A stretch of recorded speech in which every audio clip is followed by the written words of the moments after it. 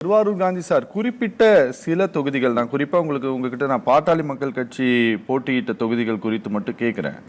அவங்க போட்டியிட்ட பெரும்பாலான தொகுதிகள் எல்லாமே ஒரு ஜாதி ரீதியான வாக்குகள் கொஞ்சம் கூடுதலாக இருந்த தொகுதிகளில் அவங்க களம் இறங்கினார்கள். அது அவங்களுக்கு கடந்த 19 தேர்தலில் பெரிதாக கை கொடுக்கல. இந்த தேர்தலில் அவங்க கை கொடுக்கும்னு எதிர்பார்த்தாங்க.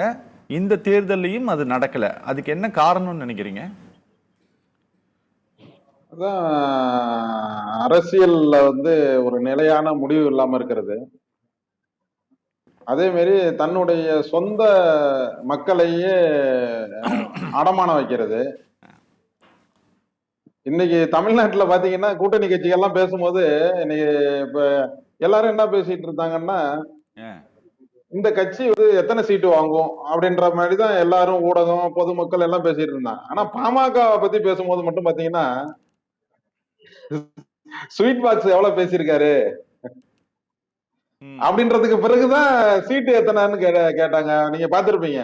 இது பொதுவா கள நிலவரத்துல நான் எல்லா இடத்துலயும் பார்த்தேன். எத்தனை ஸ்வீட் பாக்ஸுங்க அப்படி.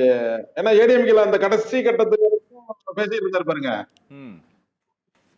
அப்ப சில பாக்ஸ் சரியா இல்ல, அதனால போயிடுவார். அப்படி ஒரு மனநிலைமை தன்னுடைய ஜாதியை அரசியல் செய்ய நல்லா தெரிஞ்சிச்சு, பொதுவா இருக்கிற மக்களுக்கு நல்லா தெரிஞ்சிச்சு. ரைட்டு, இவர் என்ன செஞ்சிட்டு இருக்கிறாரு அப்படின்னு. அதனாலதான் வன்னியர் ஒதுக்கின்ற அவர்கள் பெரிய நம்பிட்டு இருந்த இடத்துல இன்னைக்கு பாத்தீங்கன்னா ரிசல்ட்ட பாத்துட்டு இருப்பீங்க. நீங்க நம்ம விவாதத்துல முன்னாடியே நம்ம அதை பேசியிருக்கோம்.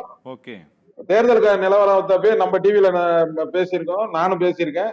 அவர்கள் எல்லா தொகுதிகளையும் இந்த அரசியல் வாழ்விலிருந்து அவர்களுக்கு விடுதலை கிடைக்கும் அப்படின்றத நம்ம பதிவு பண்ணியிருந்தோம். அதுதான் தமிழக மக்கள் அந்த தீர்ப்பை கொடுத்திருக்கிறாங்க.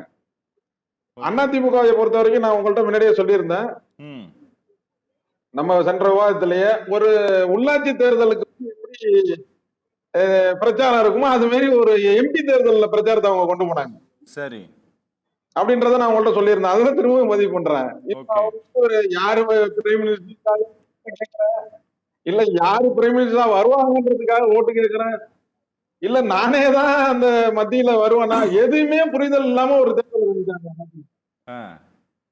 அதே மாதிரி அதிமுகவை சேர்ந்த இன்னொரு அணி போயிட்டு சார், இதுல அவரு நேத்து வரைக்கும் ஓபிஎஸ்க்கு என்ன கனவுன்னா மந்திரி ஆயிடலாம், எம்பி ஆயிடலாம். மக்கள் எவ்வளவு ஒரு சம்மட்ட அடிய கொடுத்தாங்க பாருங்க. அத இந்த மாதிரி டபுள் கேம் ஆடிட்டு இருக்க நீ எதுக்கு வந்த அம்மா சமாதியில உட்காந்து இல்ல உட்காந்துட்டு என்ன பண்ண, யாரெல்லாம் நீ குறை சொன்னியோ அவங்களோட உட்காந்துட்டு கூட்டணி வச்சிருக்க. அப்ப எதுக்கு நீ அந்த முடிவு எடுத்த? அன்னைக்கு ஒரு ஆட்சி அப்படியே இருந்திருக்குமா? கம்முன்னு இருந்தீங்கன்னா? அப்ப மக்கள் இதெல்லாம் பாத்துட்டு இருக்காங்க. இன்னைக்கு எல்லாரும் தெரிஞ்சிருக்கு. இப்ப நம்மளோட விவாதம் எல்லாம் போய் டிவில போய் பாக்கணும்னு அவசியம் இல்லை. எல்லாம் ஆண்ட்ராய்டுல உட்காந்த இடத்துல வயல்வெளியில கூட உட்காந்துட்டு மரத்து மேல உட்காந்துட்டு பாக்குற அளவுக்கு இன்னைக்கு டெக்னாலஜி நம்ம வந்துட்டோம். அப்ப மக்கள் பாக்குறாங்க எல்லாத்தையும்.